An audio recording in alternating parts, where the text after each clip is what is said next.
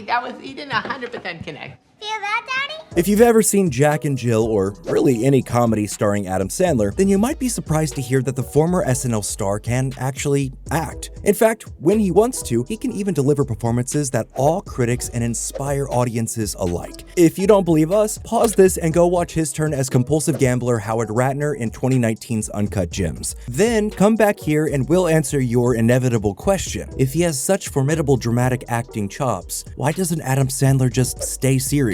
Hey, G, this is no different than that. This is me, all right? I'm not a f***ing athlete. This is my f***ing way. This is how I win, all right? Born September 9th, 1966, Adam Sandler started doing stand-up at 17. In 1988, he earned a degree in acting from NYU's prestigious Tisch School of Arts, where at least one of his professors thought he was so bad, he advised Sandler to find another profession. Despite the discouragement, Sandler got his career started in 1987 when he played the minor recurring character of Smitty on The Cosby Show. That same year, he would also start playing minor characters on MTV's hit comedy game show Remote Control, and would star in his first movie, the obscure comedy Going Overboard. Based on the strength of his stand-up act, he was hired to write for SNL in 1990, and by 1991, he had worked his way up to being a featured player in the cast. Over the next few seasons, Sandler would become a breakout star on the show, while also playing several supporting roles in comedy films like Shakes the Clown, Airheads, and Coneheads. Now, if you watched our video about the real reason SNL had no choice but to fire Adam Sandler, you already know that 1995 was his last year on the iconic sketch show. But it's also the year Billy Madison came out. Co-written by the star himself, it found him playing a stupid, immature slacker set to inherit his father's company and fortune. And the film was critically savaged, but cleaned up at the box office, and perhaps, as a result, it more or less set the template for the Adam Sandler comedy as we think of them today. If peeing your pants is cool,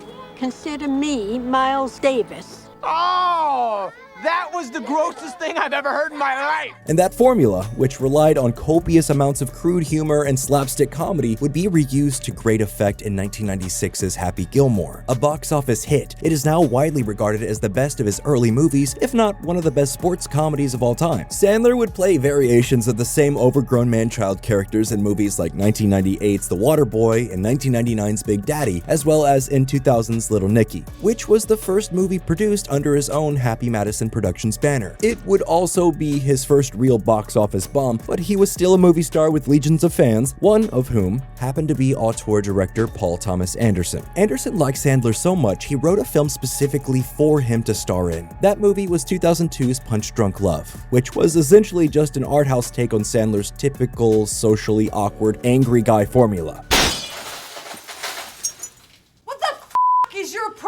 It certainly had comedic elements, but it was, for the most part, a drama, and Sandler, eager to challenge himself and prove he was more than just a goofball, agreed to do the film. Sandler hadn't really performed any dramatic scenes since his NYU days, but he still easily held his own on screen with a dramatic heavyweight like Philip Seymour Hoffman. And film critics, including noted Sandler hater Roger Ebert, heaped praise on the comedian's performance. The movie wouldn't quite manage to break even at the box office, but when it debuted at the Cannes Film Festival in May, it seemed for one hot minute like Sandler was on a whole new career path, but it didn't seem that way for long. That's because just 1 month later, Sandler released Mr. Deeds, a remake of the 1936 Frank Capra film Mr. Deeds Goes to Town, which had been rewritten in the typical Sandler mold. But when I die, Uncle Preston, you better say cheers.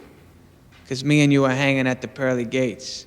I'll bring the beers. The movie was a box office smash, but it also earned Sandler a whole new round of scathing reviews. 2002's 8 Crazy Nights and 2003's Anger Management didn't fare much better with critics, but while the former struck out with audiences, the latter established a new opening weekend box office record for both Sandler and co-star Jack Nicholson. With Sandler back on his comedic home turf and making bank, it was beginning to look like Punch Drunk Love would just be a weird dramatic fluke in his filmography. He even turned down the role ultimately played by Jamie Foxx in Michael Mann's 2004 noirish Tom Cruise vehicle Collateral, and instead spent the next few years doing comedies like Spanglish, The Longest Yard, and Click. The actor wouldn't try his hand at a real drama again until 2007's Reign Over Me, a relatively heavy movie about how the terrorist attacks of September 11, 2001 affected one man's life. The film tanked at the box office and was met with lukewarm reviews, which were generally positive about Sandler's performance. And Reign Over Me was also the first movie produced by Madison 23, a division of Happy Madison Productions devoted to making dramatic films. At least for some amount of time, Sandler foresaw himself playing dramatic roles on a regular basis. He would quickly return to his bread and butter comedies like 2007's I Now Pronounce You Chuck and Larry and 2008's You Don't Mess with the Zohan, both of which were box office hits. Sandler's next real dramatic turn wouldn't come until 2009 when he played a comedian with a terminal disease in Judd Apatow's Funny People. Once again, his performance was widely praised in a film that otherwise drew mixed to positive reviews and ultimately flopped. You blew it!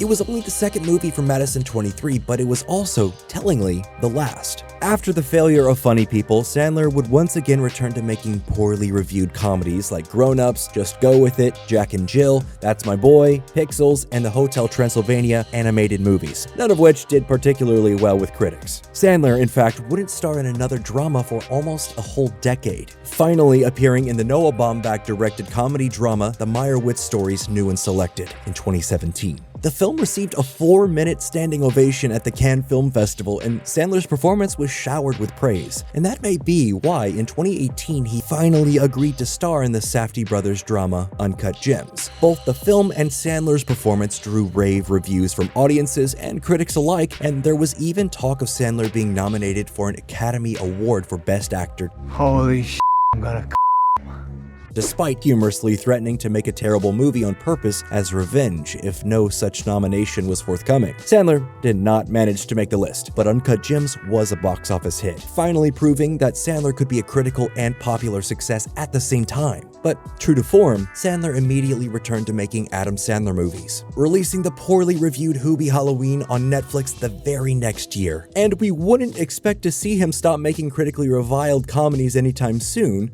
Why not? Well, there are two main reasons. The first reason is friendship. Sandler has made no secret of the fact he enjoys working with his friends, and his track record bears that out. Doing comedies allows Sandler to dictate casting and other personnel choices, and thereby spend his time working with the people he most wants to work with. And the other reason, of course, is money. You've probably already noticed that Sandler's comedies pretty much always do huge business regardless of reviews, while his dramas rarely even break even, again, regardless of reviews. But there's more to it than that. You see, back in 2014, Sandler wasn't having much luck getting studios to bite on his pitches. So that October, Happy Madison made a deal with Netflix for 4 Sandler movies that would go directly to the streaming giant. And it must have worked out pretty well for both parties because it was renewed for similar amounts in 2017, 2020, and most recently in 2023. Sandler's direct-to-Netflix filmography includes schlock like The Ridiculous Six, Murder Mystery, Sandy Wexler, and Happy Gilmore 2, which is scheduled for a Netflix release in 2025.